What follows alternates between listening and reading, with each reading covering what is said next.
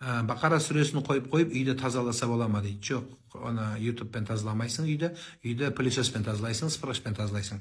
Үйге Құранды просто ютубпен қосып қойғаннан ештеңе тазаланбайды.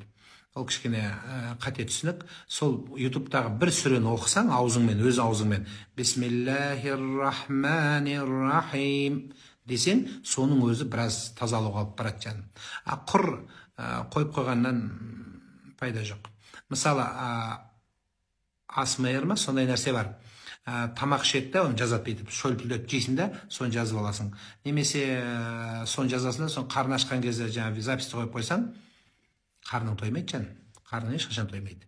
Мысалы, сен тамақ ішіп жатқаныңды, кафеге барып, ресторанда отырғаныңды запис қылып ал. Полный запис қыл да, соны қарның ашқан кезде тамақ ішпе. Просто ютубқа қарап отыр записке. Или жаңағы ютубта тамақ ішкендердің видеосын қарасаң, қарның тоя ма?